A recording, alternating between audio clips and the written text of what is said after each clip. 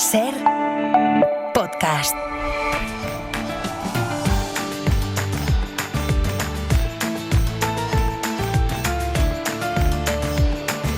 En la cadena Ser, La Ventana, con Carlas Francino.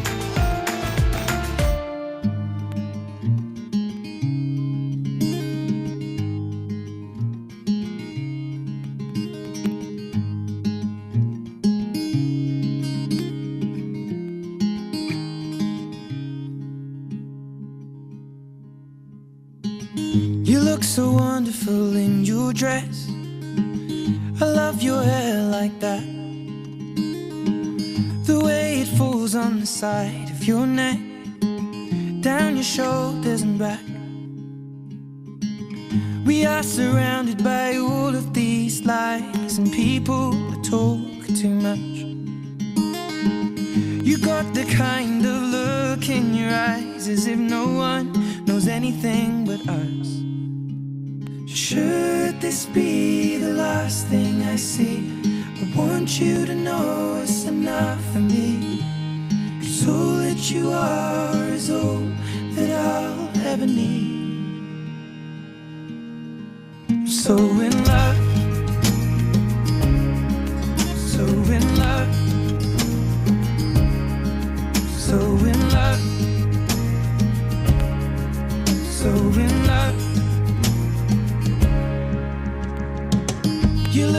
Hola, buenas tardes. Esta canción que está sonando se titula Mar de Tenerife y no está elegida al azar ni mucho menos. Enseguida entenderán y entenderemos todos por qué. Pero bueno, estos días resulta prácticamente imposible abrir la ventana y no dedicar al menos una mirada a las noticias que nos llegan desde Venezuela. Ayer a esta misma hora yo comentaba que cuando ocurren catástrofes de esta magnitud uno se da cuenta de lo insignificantes que somos ante las fuerzas de la naturaleza. Eso es así, eso es verdad. Pero tampoco hay que olvidar que el gran problema de nuestro tiempo, de nuestro mundo, es la desigualdad. Y que eso se traduce en que, por ejemplo, pues yo que sé, un país como Japón, que está en el llamado cinturón de fuego, sufre cada X tiempo terremotos tanto más fuertes que los de estos días en Venezuela, pero ya ha conseguido, hace ya mucho tiempo, reducir al mínimo los daños materiales y personales. En Venezuela, en cambio, a esta hora ya van casi por 600 muertos, entre ellos algunos españoles. Hay decenas de miles de desaparecidos, o sea que esto va a ser un desastre enorme, tremendo. Y en ese retrato de la desigualdad, en esa brecha de que uno pueda protegerse de los terremotos o de lo que sea, o no pueda hacerlo, pues ahí emerge el poder y el valor de la ciencia. Es la ciencia la que permite diseñar edificios que no se derrumben al primer temblor. Es la ciencia la que previene sobre fenómenos extremos o sobre crisis globales como el cambio climático, aunque haya también una legión de lerdos por ahí que siguen practicando un negacionismo más absurdo, diciendo estos días, es el calor de siempre. Pues no es.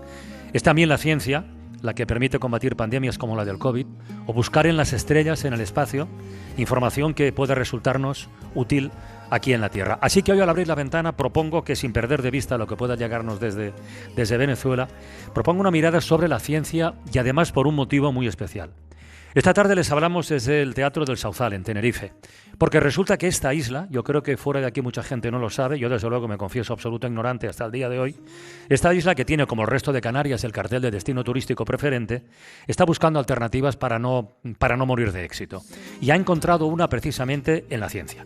Así que de proyectos científicos concretos muy interesantes vamos a hablar en los próximos minutos, pero antes, lo primero, saludar y dar las gracias a los y las oyentes que se han acercado a este teatro para compartir en directo una tarde de radio. Muchísimas gracias por venir, de verdad. Muchas gracias. Seguid aplaudiendo a Isaías Lafuente. Hola, buenas hoy en tardes. el Teatro del Sauzal. A Marta Cantero, directora de contenidos de la cadena Ser en Canarias. Buenas tardes. Y a Ignacio Crespo, médico, divulgador científico, director de Serendipias. Ignacio, buenas tardes. Buenas tardes. Voy a empezar por ti, por alusiones. ¿Tú conocías esta historia de Tenerife, este proyecto, esta apuesta? Tú sí lo sabías, Sí, porque ¿no? lo están haciendo muy bien, porque yo creo que eso de isla científica es una cosa que no viene de ahora, que ya lleváis un tiempo repitiendo. Es una marca, además, ¿eh? Claro, Eso y es una verdad, marca. son cielos que están muy bien pensados, parece, ¿no? para observarlos y para poder hacer aquí una ciencia que tal vez en otros lugares de España es más complicada. Rosa Dávila, presidenta del Cabildo de Tenerife. Buenas tardes, bienvenida a La Ventana. Buenas ¿Qué tal? tardes. Un honor, un privilegio Un honor. estar con ustedes. El honor es nuestro. En este día que yo tampoco me puedo abstraer, No, si me lo permite, claro. porque la colonia de tinerfeños que viven en Venezuela y sus descendientes es muy importante, y también de muchísimos venezolanos que Están han aquí. decidido Sí, sí. hacer su vida aquí, que están muy pendientes de lo que está ocurriendo con sus familias, con sus amigos, y todos hemos perdido Bueno, en la esta delegada del gobierno en Canarias. Bueno, para mí era Sí. mi amiga, llevo Ya. 30 años, somos amigas hace muchos años, y mi primera llamada en la madrugada fue llamarla, según me desperté, llamé a Chabela, la llamé varias veces, le dejé un audio para que me contara, o sea, no registra, incluso cuando sabía y me habían dicho que su casa, su vivienda, su edificio había quedado hecho añicos, estaba completamente derruido. Todavía te queda la esperanza, te aferras a la Ya. esperanza de que pueden haber personas que puedan, desafortunadamente hoy hemos conocido, ahora hace unas escasas horas, que acaban de recuperar su cuerpo. Sí, sí, sí. Y bueno, una mujer extraordinaria que luchó siempre por los derechos y el trabajo, de no desvincular las raíces canarias de aquellas personas que viven en Venezuela. Así que para nosotros el vínculo es de tal magnitud que estamos sintiendo en nuestras propias carnes, en nuestro propio dolor, lo que está sintiendo Venezuela. Yo estaba pensando, Francino, que hoy no hay palabra del día, pero la palabra del día podía ser temblor, ¿no? Porque temblamos de emoción y de dolor al ver lo que está sucediendo en Venezuela, pero por otro lado también yo esta tarde estoy sintiendo aquí el temblor extraordinario, no solamente de estar acompañado de oyentes, sino de estar en un sitio maravilloso que es producto del temblor de la tierra Sí, sí, también, sí, claro. porque claro, la Claro. tierra tiembla a veces para mal y para la catástrofe, que es lo que ahora mismo vemos por la televisión, pero esta tierra tan bella es fruto de este otro temblor que a base de estallidos de volcanes, pues de repente dejó aquí un lugar privilegiado, y asomarte a este balcón, o sea, aquí tenemos a 100 metros un balcón donde ves el mar a un lado, al otro lado el Teide imponiéndose sobre la Han estado isla. soplando toda la mañana. Toda la mañana. Para que pudiéramos ver el Teide, cosa que os agradezco muchísimo, porque esta mañana amaneció muy nublado. Para y, que se ay, no quitase veremos. la panza Sí, de burro y ese se ratito ha ya limpiado. lo hemos podido Sí, ver, o sí, sea que sí. está muy bien. Bueno, pues temblor. Y Tienes yo- unas vistas sí, privilegiadas desde sí. aquí. Está el alcalde del Sausal. Yo tengo que decir, toda la isla es una maravilla, pero probablemente uno de los balcones más bonitos a ese imponente volcán, al Padre Teide, las tienes desde aquí, Pues desde ves. el Sausal. Bueno, Rosa, a ver exactamente en qué consiste esta apuesta científica de la isla de Tenerife, del Cabildo, ¿en qué ramas se concreta? Pues mira, cuando llegamos al Cabildo de Tenerife hace 3 años y por primera vez, bueno, pues una mujer llegó a estar al frente de esta institución que es centenaria. El Cabildo de Tenerife, muchísima gente la confunde con los papeles de las diputaciones. Son instituciones, gobiernos insulares que existían antes del gobierno de Canarias, ¿no? Bueno, pues esta institución centenaria llegamos y tiene una capacidad enorme para que nos situemos todos. Tenemos el tercer presupuesto a nivel estatal. Está el Ayuntamiento de Madrid, Barcelona y después Cabildo de Tenerife. Pero además con una diferencia, y es que los ayuntamientos lo tienen que destinar a los servicios básicos de limpieza, de policía, etcétera, pero el Cabildo de Tenerife tiene una potencia bestial para influir en la economía, en el desarrollo social, económico, y ahí hicimos una apuesta muy importante, que la teníamos clarísima, que era apoyar la ciencia, la inversión en tecnología, en investigación, en desarrollo, en transferencia científica. Y creamos una consejería específica de ciencia, de investigación, desarrollo e innovación, y teniendo a una persona que solamente pensara en eso, y se ha demostrado que efectivamente da sus resultados. Fíjate que 7 de cada 10 empleos innovadores que se crean en toda Canarias se crean aquí en Tenerife, vinculado con centros que, como se ha dicho, llevan muchos años, ¿no? ¿En qué competencias se está invirtiendo? Mira, estamos invirtiendo en todo lo que tiene que ver en centros de transferencia dentro del Parque Científico-Tecnológico, en primer lugar con el Instituto de Astrofísica de Canarias, uno de los centros científicos de referencia a nivel mundial. Aquí vienen todos los países a observar el cielo, pero hemos buscado la manera... Los cielos de Ignacio. Los cielos de Ignacio. Sí, sí. ¿Qué hemos hecho? Le hemos dado la vuelta, y es que hemos creado una constelación de satélites canarias para mirar la Tierra desde el cielo, con tecnología desarrollada a través de la investigación en óptica que desarrollan, gracias a toda esa investigación en las lentes que tienen que mirar al cielo, bueno, pues ahora las subimos en unos satélites, que es la constelación canaria, con una cámara, que es la cámara Drago, que va a mirar a la Tierra y vamos a tener información efectivamente del cambio climático, de la influencia y de las transformaciones que pueden impactar para poder tomar decisiones desde la ciencia. Para los más jóvenes podríamos decir que han pasado de la fotografía al selfie. Exacto. ¿No? Antes se miraba de abajo arriba y ahora han enviado la lente arriba para... Eso es. Vamos Vamos a quedarnos en esto. Savita Matur, buenas tardes. Bienvenida a La Ventana. Savita Matur es científica titular del Instituto de Astrofísica de Canarias. Por cierto, el CSIC acaba de publicar hace un tiempo un ranking nacional de mujeres investigadoras y Savita está en el puesto 57, que no está nada mal. ¿Exactamente a qué te dedicas? Exactamente. Bueno, yo estudio estrellas y mi campo especial, es astrosismología. Astrosismología. Sí. O sea, hay movimientos sísmicos en las estrellas. Sí, ¿entiendes? bueno, estábamos hablando de terremotos, sí, claro. pero estrellas tienen estrellamotos, no sé, algo así. Y bueno, así que utilizamos esta información para entender lo que pasa dentro de las estrellas. Lo cual nos lleva a la pregunta básica siempre que alguien nos explique algo de ciencia. ¿Y eso para qué sirve? ¿Para qué nos es útil a nosotros? Al menos para lo que hago con las estrellas es para entender la actividad magnética de las estrellas. Sabemos que el Sol tiene actividad magnética que va a afectarnos. Los satélites, hay impacto sobre la infraestructura en la Tierra. Y lo que queremos hacer, por ejemplo, es predecir estos eventos con mucho impacto. Y por eso es importante estudiar otras estrellas para entender el Sol dentro de este contexto y saber si es más activo o no.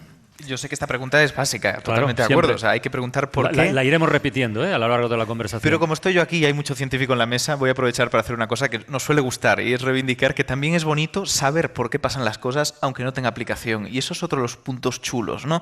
Que viendo cómo se comportan esas otras estrellas tan lejanas, sabemos dónde se ubica nuestro Sol. O sea, cómo es nuestro Sol comparado con la estrella normal que hay en el universo. Exacto, Supongo que eso también te motiva, ¿no? Sí, por eso, queremos saber si el Sol es especial, si somos especiales, hay más gente o no sé, si es una estrella, en el universo. Bueno, perdón, esa es la otra pregunta. O sea, ¿tú crees que hay más gente en el universo? ¿Hay vida por ahí por fuera? Del tipo que sea. Yo creo que hay una probabilidad que hay vida. No sé cómo va a ser, pero creo que entre el sí y el no, tú estás por el sí. Yo creo que sí. ¿Tú crees que sí? Oye, hace unos días en La Ventana, en un apartado que tenemos dedicado al mundo de los podcasts que se llama el Club de la Escucha, recordamos los 10 años del gran apagón, que muchos oyentes habrán escuchado, que es una historia una historia distópica o no tanto, que partía de una tormenta solar enorme que dejaba toda la Tierra sin suministro energético, con el caos que eso representaba. ¿Eso que hemos contado en la ficción puede algún día ocurrir de verdad? Bueno, Pobre, eso no lo sé, pero lo que puedo decir es que creo que ha ocurrido hace 40 años en Canadá. Había un gran apagón, sí, provocado por una tormenta en el Sol. En una parte de Canadá donde no tenían electricidad durante días o semana, pero sí, eso pasa. Savita, yo tengo una pregunta. Claro, estudiar los movimientos sísmicos de la Tierra es fácil, entre comillas, se pone un sismómetro y ya está. Claro, pero los movimientos sísmicos en el Sol o en otra estrella, ¿cómo narices lo estudiáis? Bueno, muy buena pregunta. Entonces voy a hacer una comparación. Bueno, sí, imagina que tienes una caja y de no sé, de zapatos, de comida o no sé qué, y quieres saber sin abrirla si tiene algo dentro o no. ¿Cómo vas a hacer? Con rayos X. La agitamos igual. La agitamos, sí, eso. Así que hay que agitarlo y saber con el ruido si hay algo dentro o no. Bueno, no vamos a ir a agitar el Sol, porque el Sol se agita solo, porque hay movimientos de convección como cuando agua está hirviendo en una cazuela, y eso provoca ondas acústicas o sonidos dentro del Sol y de las estrellas. Y eso va a hacer que la superficie del Sol se mueve y vibra, y eso afecta la luminosidad de las estrellas. Vale. Entonces, mirando durante mucho tiempo una estrella, vamos a ver que la luminosidad va a cambiar. Y la frecuencia nos da información sobre el tamaño de la estrella, de su edad.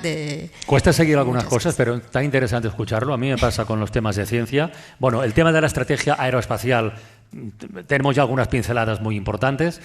Rosa, vamos con la supercomputación, que es otro terreno en esta apuesta de Tenerife, isla de ciencia. ¿En qué consiste? ¿Por dónde van los tiros ahí? Pues mira, hemos apostado en el Instituto Tecnológico de Energías Renovables. El ITER. El ITER. Bueno, ahí tenemos nuestro centro de estudio de genómica, también el estudio de los volcanes, Involcan, una institución que lleva también más de 20 años. Y ahora estamos repotenciando supercomputador. ¿Para qué nos sirve esto? Pues nos sirve sobre todo porque nos permite instalar aquí en Tenerife un centro de referencia para el desarrollo de la supercomputación y también el desarrollo de la inteligencia artificial en el sur de Europa. Y esto nos permite, pues, trabajos científicos que se realizan en los centros científicos, en las universidades o al propio sector audiovisual, que tardaría con un computador normal, bueno, no normal, pero con gran capacidad, meses o años, hacerlo en apenas horas, ¿no? Sí, sí. Y entonces convertir a este supercomputador, darle esa capacidad, nos va a permitir, pues, ser un centro de referencia, como digo, en todo el sur de Europa, en Italia, para Francia, para España y para Grecia. Y esto nos va a permitir no solamente generar empleos de calidad, no todos los que vivimos en Tenerife nos queremos dedicar al turismo, sino que sobre todo poder retener el talento de chicos y chicas que trabajando y viviendo en Tenerife quieren tener un proyecto de vida aquí. Hay una carrera... Cuidado con Italia, que cualquier día montan el ITER de Milán y se llevan la marca. Que por favor, los italianos ya sabemos cómo eso son. sería digno de Iturriaga. Sí. Isaías, tú no estás a esa altura. No, estaba diciendo que lo de la supercomputación tampoco me gusta hablar de carrera y de competencia, pero es lo que hay a nivel global, y esta misma semana se ha sabido, por ejemplo, que China, con el gran supercomputador que tiene nombre y todo, ha adelantado ya a Estados Unidos, y la cifra de proceso de datos por segundo, soy incapaz de repetir la unidad de medida. Pero eso ya dice mucho. Porque es una cosa tremenda. Pero vamos a quedarnos en la aplicación de la supercomputación a un ámbito tan importante en la vida de todos como es la salud. José Lorenzo, buenas tardes. Hola, buenas tardes. José Lorenzo. Muy bien, muchas gracias. Hay que animar a los invitados también. Es coordinador del área de genómica del ITER. Y secuenciáis el genoma de personas, de virus, de bacterias. Me imagino que en el COVID tuvisteis trabajo extraordinario. Ese sería el titular. Desarrolla un poquito más lo del día a día en vuestro trabajo. Va, venga. Bueno, en primer lugar también quiero sumarme, si me lo permites, a las palabras de la presidenta. Venimos con el corazón cogido, ¿no? Totalmente. Por lo que está pasando en Venezuela. Y con la mente un poco nublada, ¿no? También por las noticias que vamos recibiendo, así que nuestra solidaridad con el pueblo venezolano, con nuestras familias y nuestros conocidos, ¿no? En el ITER desde el año 2016 el Cabildo de Tenerife promovió la instalación o la creación de un laboratorio de secuenciación masiva que lo que permite es obtener la secuencia de cualquier especie a un nivel sin precedentes. Entonces voy a retomar el guante de Savita para comentar que, igual que Savita mira muy lejos, con unas infraestructuras increíbles, ¿no? Que miran el Sol, miran otras estrellas que están muy, muy lejos en el espacio, que ni siquiera se ven a simple vista, ¿no? Nosotros miramos al mundo de lo microscópico, incluso de lo nanoscópico y más abajo todavía. O sea, lo hacemos con instrumentos similares, solo que en vez de telescopios utilizamos lo que llamamos secuenciadores, ¿no? En las islas no existían estos recursos hace 8 años, y de 8 o 10 años, y en las últimas 3 legislaturas hemos conseguido que los políticos, que los presidentes y las presidentas del gobierno nos den su apoyo, que entiendan. Tengo que decir que ha bastado unas conversaciones de 10 minutos para entender que esto hay que promocionarlo, porque una de las cosas que nosotros hacemos es obtener la secuencia porque buscamos respuestas a por qué enfermamos. Y dentro de esa gran pregunta, pues el equipo al que yo estoy representando aquí pues, está centrado en buscar respuestas a algunas enfermedades muy complicadas. ¿Por ejemplo? Por ejemplo, digamos, de las más de 7.000 enfermedades que somos capaces de identificar, nuestro grupo es especialista en el estudio de enfermedades pulmonares. Un conjunto amplio de enfermedades que se llama, colectivamente se llaman enfermedad pulmonar intersticial difusa. Es un palabra muy complejo. Pero que... ¿Cuál es la dolencia pulmonar más mortífera de la que aún no tenemos conocimiento? Pues, por ejemplo. Muchos de los fenotipos de las enfermedades de las que hablo no tienen tratamiento, no tienen cura, y por lo tanto o buscas un trasplante pulmonar o mueres.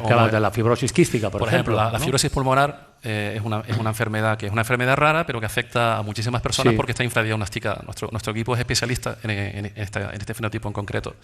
Entonces, en este ámbito lo que nosotros buscamos es caracterizamos la secuencia de los genomas, que para el que no sepa de qué va esta palabra o esta expresión, cuando hablamos de genoma hablamos de lo más íntimo de las personas. Sí. Lo más íntimo no es la cartera, no es nuestra declaración de la renta, no es lo que hicimos en el pasado de lo que nos arrepentimos. Lo más íntimo que nosotros tenemos está en el núcleo de todas nuestras células.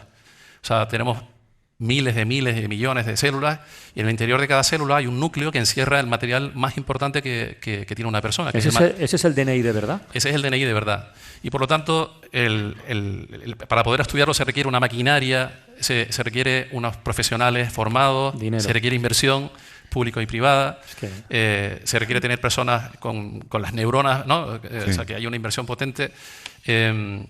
Y después se requiere también el establecimiento de sinergias, ¿no? Porque en ciencia no se hace nada, o sea, no se trabaja como se trabajaba hace 200 años, ¿no? Yo aquí sí que intuyo el para qué sirve. Es decir, claramente. Si obtenemos ese DNI, podemos ver que una persona que hoy está sana puede tener la posibilidad de tener esta enfermedad en un futuro, porque está ahí, digamos, el rastro de la enfermedad. Sí, es uno de los usos que se le puede dar a esto. Si yo hablo del ámbito de la oncología, del cáncer, pues todo el mundo entiende que nosotros somos capaces, por ejemplo, de tomar un tejido sano, secuenciarlo, obtener la secuencia y después tomar el tejido que no está sano, el tumor o el cáncer, y comparar las dos secuencias para ver qué es lo que ha mutado, ¿no? Entonces, el lenguaje coloquial todo el mundo lo entiende, ¿no? Pues tengo una mutación en un gen, pues eso es lo que hacemos en el ITER con unas capacidades. A mí me gusta decir siempre que el adjetivo dominante aquí es el masivo. Hacemos secuenciación masiva con tecnologías de segunda y tercera generación que son de vanguardia y que son únicas también en el territorio nacional. Hay muy pocos centros a nivel nacional que tengan estas capacidades.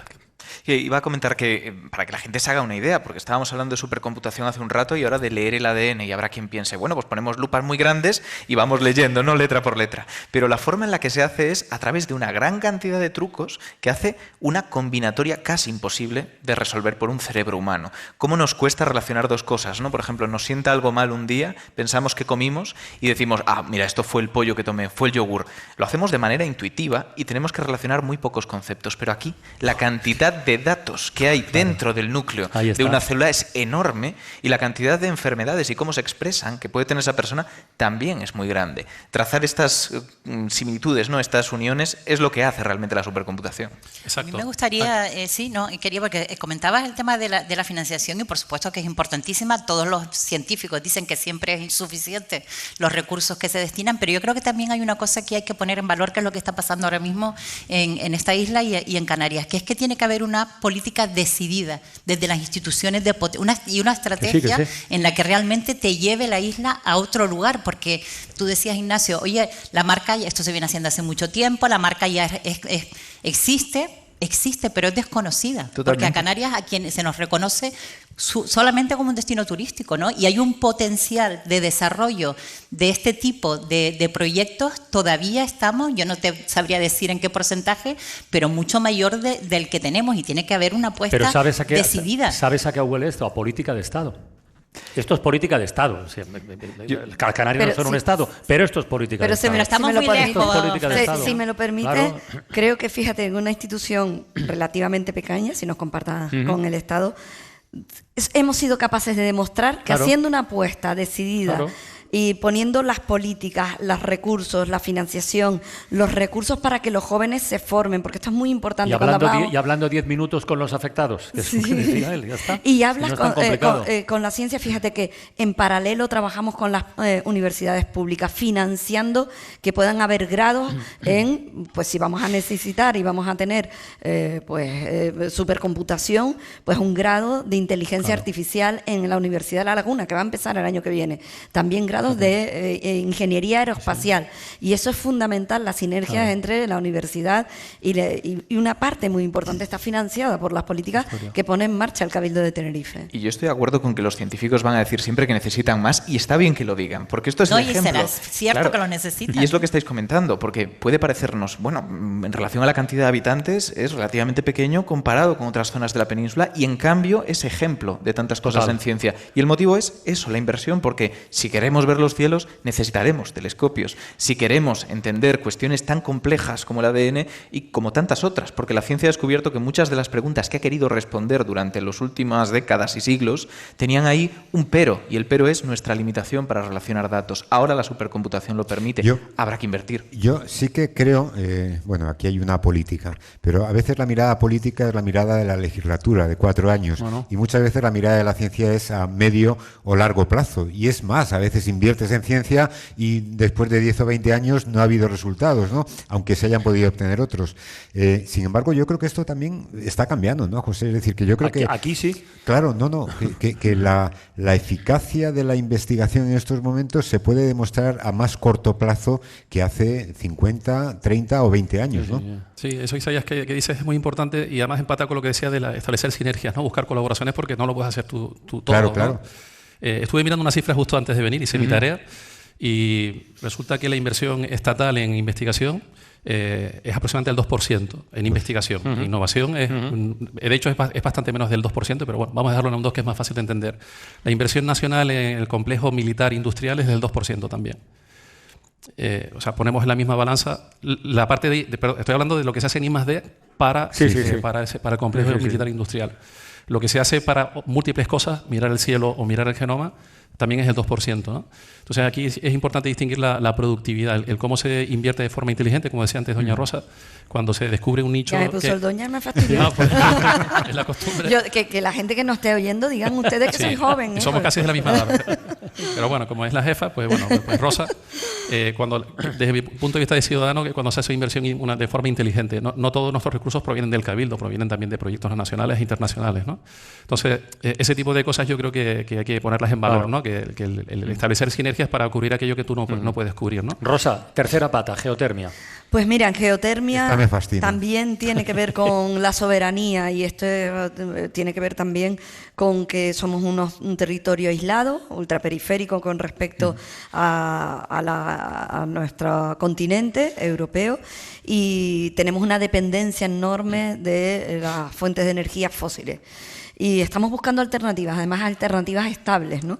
Y la geotermia es un ámbito en el estudio de la fuerza de los volcanes en el que podríamos obtener energía de precisamente eso, de aquello que nos ha hecho, como decía Isaías, una realidad maravillosa, que es la capacidad de poder generar energía a través de la fuerza de los volcanes, a través de ese agua caliente que podemos extraer de los volcanes. Ya estamos con una prospección, estamos en torno a unos 600, 800 metros, creo que llevaban el pasado lunes, y en torno a los 1.200, 1.300 metros podremos saber si realmente vamos a tener energía geotérmica. ¿Para autoabastecerse? Para abastecer una parte de la población, pero bueno, es una energía muy estable. Soberanía energética. Es una soberanía energética, que es lo que, bueno, ustedes lo habrán estudiado mucho, ¿qué ocurre con la energía eólica, la energía solar? Y es que no es tan estable, ¿no? Lo que ocurre con la geotermia es que no tiene esas situaciones en las que no puedes abastecer al sistema porque tiene esa inestabilidad por la que ocurrió probablemente el apagón, ¿no? La geotermia te da una energía muy estable. Por puntualizar un poco sobre esto, porque Sí. habrá gente que diga, oye, pero que las renovables eran buenas, ¿qué estamos diciendo? lo son, lo son. Y lo son. Lo son. Y el apagón, el tema es mucho más complejo, que nadie se quede con la moraleja de fueron las renovables. No, pero es que no fue así. hay algo súper interesante sobre las Islas Canarias, bueno, muchas cosas, ¿no? Pero que precisamente cuando hablamos de geotermia no solo que nos proporcione esa solución, es que esa solución resuelve uno de los principales problemas que implica su ubicación geográfica. Mientras que la península está conectada no solo con su red eléctrica, sino con la de otros países europeos, y eso ayuda a que haya cierto equilibrio de la energía, que se genere tanta como se consuma, que es el equilibrio que necesitamos siempre, y de ahí podemos permitirnos que la eólica no sea siempre constante, porque si no produce un lado, produce el otro, y hacemos el ten con ten. Aquí en las islas, que están aisladas, que tienen su propia red, no es tan fácil. ¿Y qué se necesita? Meter combustibles que vienen desde el continente, que cuesta dinero traer, que además contaminan.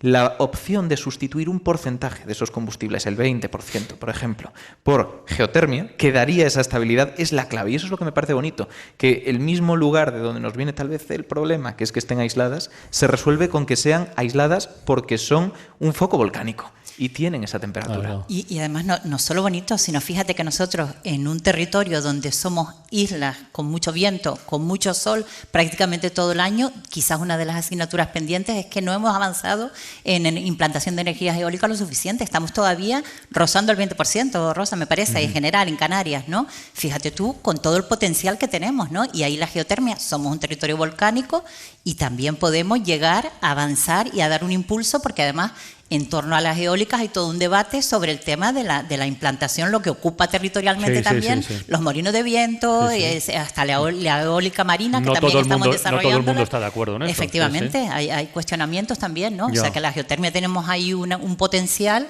enorme. Yo me he quedado con esa prospección, perdona Isaías, de 600, 800, 1200 metros. ¿Cuándo habrá resultados? Bueno, de pues esto si en ya concreto? estamos a 800 metros, probablemente pues de aquí a agosto podremos tener una idea si donde estamos haciendo las prospecciones vamos a tener éxito. Todo indica que vamos a tener éxito, pero como decía Marta, es una industria que ocupa muy poco espacio y que por otro lado te va a dar esa estabilidad que en otras ocasiones pues una parte de los problemas para la implantación de renovables en Canarias es la falta de terreno, la falta de territorios que tenemos protegidos. Afortunadamente, Tenerife tiene más del 50% de su espacio son protegidos y queremos que sigan siendo así. Entonces, bueno, la implantación de la geotermia nos da una energía muy estable y nos permite pues, meter más renovables al sistema,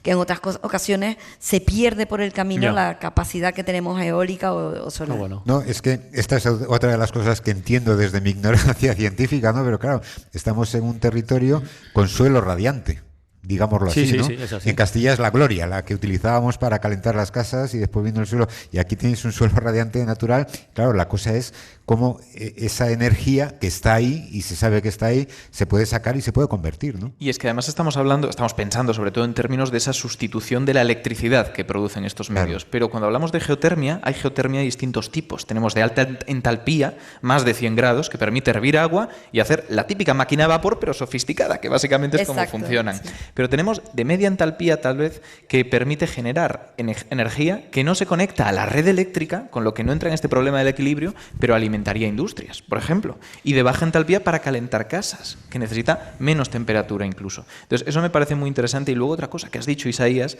es eso de mirar a largo plazo, que cuesta a veces. Y yo me alegro mucho de que este proyecto ya esté en este punto, porque los pasos iniciales cuestan. Cuestan porque es una infraestructura costosa, me repito ahí, pero también en el tiempo. Tardas mucho en llevarla a la práctica, más de una legislatura. Así que ya hayamos arrancado, que ya haya un compromiso, independientemente de quién nos vaya a revelar, me parece muy buena noticia. Sabita, por regresar a tu terreno, si buscamos un horizonte temporal para tener resultados concretos que tú pudieras explicar con lo que haces de observar las estrellas y el sol y los movimientos sísmicos, ¿de cuánto tiempo estamos hablando? ¿O tú cada X tiempo vas conociendo cosas nuevas y las comunicas?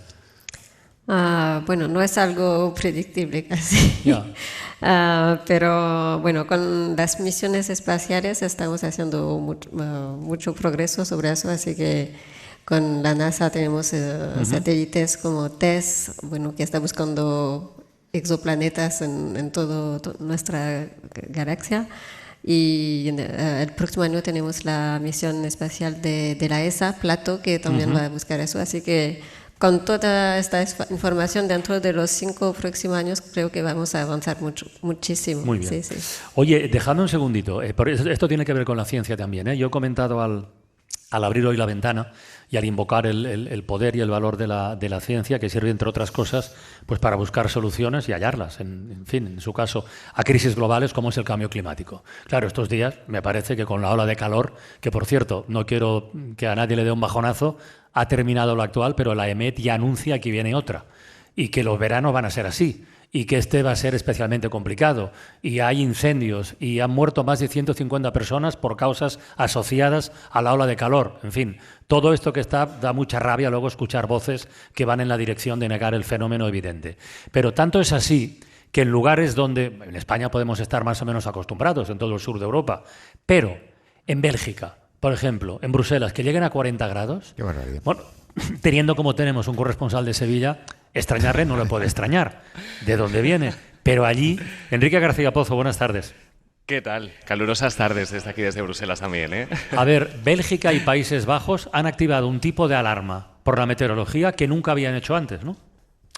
Sí, porque si cogemos un mapa de avisos de todo el Benelux, comprobamos cómo el rojo impera tanto en Bélgica como en Países Bajos, que deja un titular al que, bueno, a nosotros no nos puede resultar ajeno, pero a ellos sí, porque es histórico. Es la primera vez que ambos países activan el aviso rojo por altas temperaturas. De hecho, en Bruselas estamos ahora a 39 grados. Se va a superar los 40 en el interior del país. En Países Bajos, en Ámsterdam, se ha registrado la noche más cálida desde que hay registros. El termómetro no ha bajado de los 25 grados, una situación similar a la que hemos vivido las últimas noches aquí en Bruselas. Qui ne descendront pas en dessous de 25 degrés et également le record de la semaine la plus chaude de l'histoire. Porque hemos alcanzado temperaturas históricas, récord de temperaturas nunca vistos en este país, donde hemos recibido hace un ratito además una alerta en los teléfonos móviles pidiendo precaución, quedarnos en casa, hidratarnos, claro, consejos a los que nosotros estamos acostumbrados, pero los belgas o los neerlandeses hoy miran a España con artículos en la prensa muy llamativos o exóticos, donde destacan, por ejemplo, los beneficios de la siesta española, lo bien que sienta echarse un ratito durante las horas centrales del día. Es la principal competencia de la ventana. Absolutamente. Y aquí también, mira, muchos belgas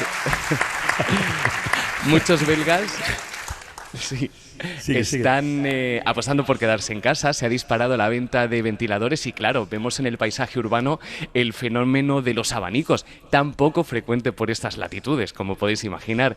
Lo cierto, Carlas, es que este episodio de calor pone en evidencia que estos países no están preparados para estas temperaturas, no ya que los aires acondicionados sean anecdóticos en las viviendas. Decías, soy sevillano, pero claro, en Sevilla y en España tenemos aire acondicionados. Exacto. Aquí no, y brilla también por su ausencia en muchos edificios públicos o incluso en trenes o en autobuses, porque muchos ni siquiera tienen aire. Esto lleva a reabrir el debate, como ocurre también en Francia, muy divisivo sobre los aires acondicionados, ¿no? Algo así como si los aires son de izquierdas o de derechas. De hecho, el grupo de los verdes en el Parlamento Europeo ha pedido por carta incluso una cumbre de líderes urgente para discutir sobre el cambio climático. Pero más allá de los debates políticos, las soluciones aquí, además de la paciencia, pues son prácticas. En Países Bajos hay dispensorios de crema solar gratuitos en las calles, se está apostando por el teletrabajo, para los que no pueden se están reorganizando oficinas para ocupar aquellas oficinas donde hay aires acondicionados y, claro, se están cancelando eventos al aire libre, se ha cancelado un macrofestival de música electrónica en Ámsterdam, en Waterloo, en La Haya, el desfile de los veteranos o incluso en París, nos lo contaba nuestra compañera Raquel, se ha cancelado la fiesta del Pride, del Orgullo, donde tampoco en la capital, francesa desde hoy se permite el consumo de alcohol en la vía pública. Bueno, y en Reino Unido han batido por tercer día consecutivo el récord de temperatura, han llegado en mes de junio, han llegado a los 37 grados, que es una auténtica barbaridad. Enrique, un abrazo. Iba a decir tápate, pero no, pero cuídate mejor. Gracias. Chao. Bueno, esto del cambio climático tiene que ver con algo muy importante, ya que estamos hoy hablando de la ciencia, que es la reputación de los científicos, que en todas las encuestas del CIS o los sondeos que se hacen aparecen unos niveles realmente elevados, aunque sigue habiendo y sigue creciendo una corriente de una cierta brecha de comunicación, incluso de desconfianza, por esto que decía de las teorías negacionistas y demás, y luego por el olvido por figuras de la ciencia hace muy poquito, ¿te acuerdas, Isella? Hablábamos de Ramón y Cajal, sí, por ese documental, de lo poco que se conoce esa figura gigantesca de la ciencia en España. Bueno, estamos en Canarias y aquí hubo otra figura de tamaño parecida, un científico que está considerado el padre de la física española. Esto que ahora hablamos tanto de las tierras raras, que son un elemento de la geopolítica internacional, bueno, pues fue uno de los primeros en interesarse. Fue una figura clave de la física cuántica y el magnetismo a nivel mundial. Sin embargo, si preguntamos, en Canarias no lo sé, me imagino que también, pero en el resto de España, ¿quién fue Blas Cabrera? Yo creo que la respuesta es el silencio más absoluto. Esto no ocurrió por casualidad. Entre otras cosas, como este hombre se exilió después de la guerra, ¿qué hizo la dictadura franquista? Borró su nombre, su obra y su legado de los libros de texto, lo cual habrá tenido esa importancia. Pero ahora hay un movimiento para recuperar la importancia de esta figura y nuestra compañera de Radio Club Tenerife, Giovanna Rodríguez, nos lo va a contar. Entre las calles empedradas y la brisa invernal que acompaña el día a día en la laguna, crecería un niño de Lanzarote destinado a convertirse en el padre de la física española, Blas Cabrera. Aunque hoy su nombre apenas resuena fuera de los círculos académicos. Y para muestra, un botón. Solo hay que pasearse por las calles de la capital tinerfeña y preguntar por su nombre. No me suena absolutamente nada. Blas Cabrera. No sé, será un escritor, no sé. Suena mucho. ¿Alguna artista? Un joven Cabrera decidido a ser físico se trasladó a Madrid y allí cambió las reglas del juego. No quería limitarse a leer ciencias, quería hacerla. Fue quien trajo la física experimental a España y fundó el Instituto de Química Física. Ese impulso llegó en un momento clave. Mientras Europa debatía si la física cuántica existía o no, Cabrera se concentró en una pieza que nadie lograba encajar dentro de este mundo: el magnetismo. Estudió las propiedades de las llamadas tierras raras, unos materiales que en aquel momento apenas interesaban a unos pocos científicos, pero que hoy sostienen nuestro mundo tecnológico. Jorge Ramos, profesor de física de la Universidad de La Laguna. Las propiedades magnéticas que tienen son las que, de esas tierras raras, son las que hacen que funcionen los imanes más potentes que existen. Desde los que están en esas resonancias magnéticas en los hospitales a, sobre todo, los que están en los corazones de un molino eólico, un coche eléctrico, todo ese tipo de energía, de tecnología de energías renovables, dependen de un imán que está dentro y ese imán funciona, no funciona con otra cosa sino con tierras raras. La calidad de su trabajo lo llevó a la élite internacional. Así lo cuenta su bisnieta Marta Cabrero. El hecho de que se relacionara con científicos como Albert Einstein, Schrödinger o Madame Curie no fue una casualidad. Eran sus colegas con los que compartía el mismo nivel de excelencia. Por eso, conociendo sus trayectorias y sus investigaciones, a mí personalmente lo que me sigue sorprendiendo es que Blas Cabrera sea todavía un gran desconocido en su propio país. Estaba dejando una huella en el mundo de la ciencia. Décadas después, incluso el científico John Van Vleck, al recibir el Premio Nobel de Física, confesaría que sus teorías se basaron en el trabajo del físico canario. Agradece que su teoría se basó principalmente en los resultados experimentales de Blas Cabrera. Si hubiera estado vivo, le tenían que haber dado ese premio Nobel. Lo que pasa es que los premios, junto con el físico americano, ¿no? Lo que pasa es que los premios Nobel no se dan con carácter póstumo, ¿no? Blas Cabrera nunca olvidó sus raíces y volvía a las islas siempre que podía para divulgar ciencia y acercar los secretos del universo a la población de forma simple, sencilla.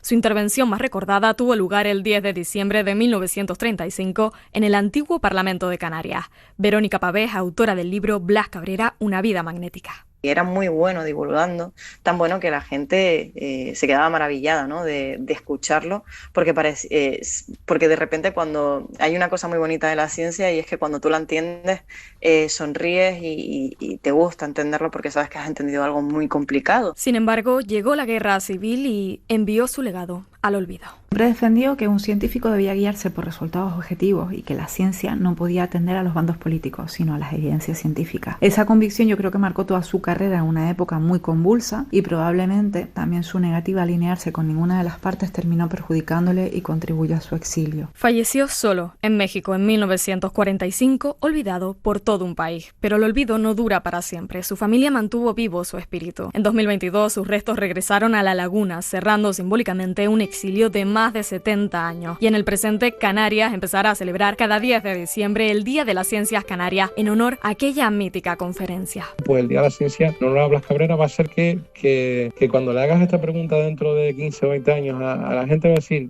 ¿sabes quién es Blas Cabrera? Te van a decir, hombre, ¿y quién no lo conoce, no? Solemos imaginar a los genios muy lejos de nosotros, pero junto a Einstein y Curie también estaba un canario. Recordar su historia importa porque conocer quiénes fuimos nos ayuda a imaginar quiénes podemos llegar a ser. Yo os voy a pedir un aplauso para la figura de Blas Cabrera, deseando que se recupere efectivamente su memoria, su historia y su prestigio. Y ahora, como estamos en la radio, vamos a poner 4 anuncios, porque en fin, de eso vivimos y de eso comemos, pero a la vuelta os voy a pedir otro aplauso muy especial para alguien muy especial también. La ventana desde el Sauzal, Tenerife, con Carlas Francino. Faltan 6 minutos para que sean las 5 de la tarde, las 4 en Canarias. Hoy llevamos un buen rato y es un placer además hacerlo, hablando de ciencia, hablando de investigaciones, de descubrimientos, de avances, de proyectos.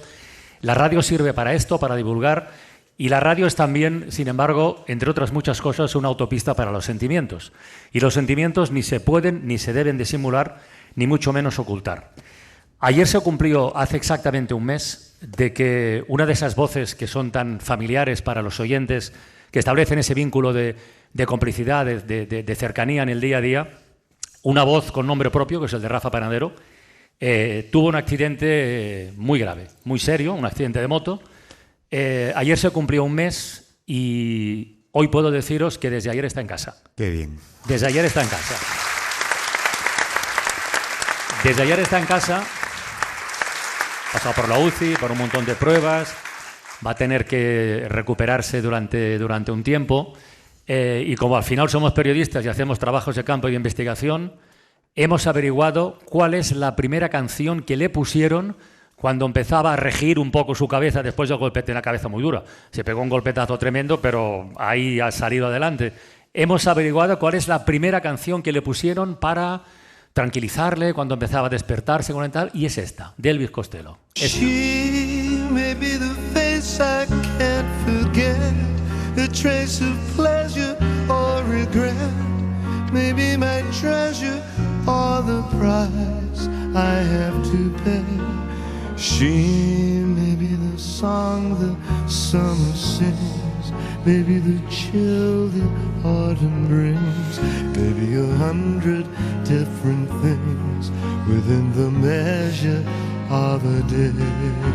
Yo no creo que esté escuchando la radio, pero por si la está escuchando o para cuando se recupere, por favor os pido un aplauso para Rafa Panadero con todo el cariño del mundo. Ay, muchas gracias, de verdad. Of my dreams, a smile reflected in a stream.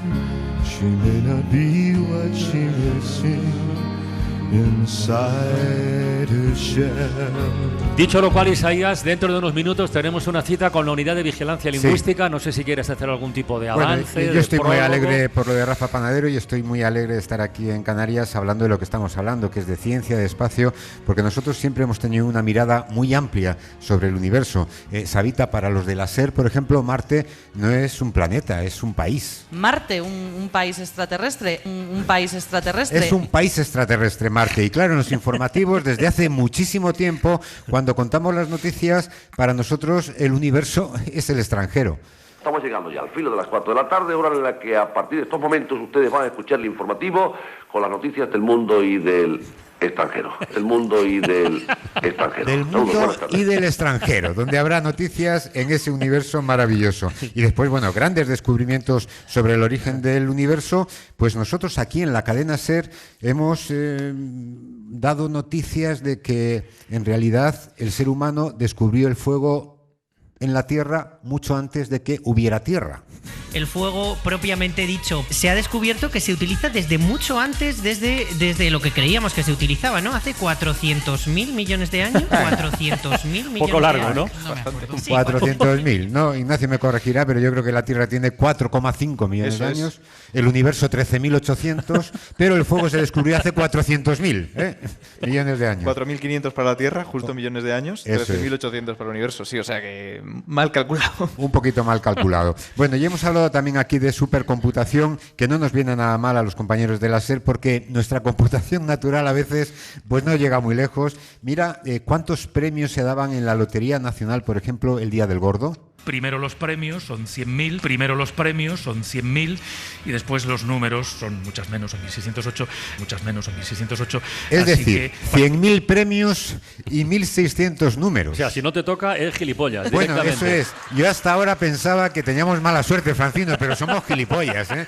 Porque se toca a unos cuantos premios por cada número comprado. Y bueno, ¿qué te voy a decir? ¿Quién fue el primer hombre que pisó la Tierra? La Luna. Perdón, la Luna. Claro, todos creíamos que era Neil. No, fue Louis Armstrong. A ver.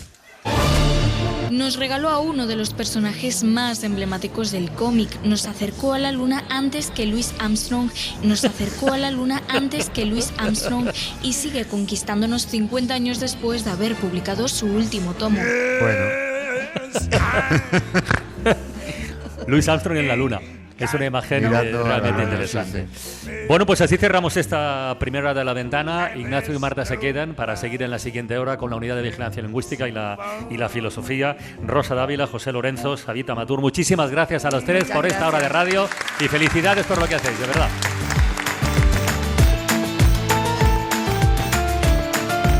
Para no perderte ningún episodio, síguenos en la aplicación o la web de la SER, Podium Podcast o tu plataforma de audio favorita.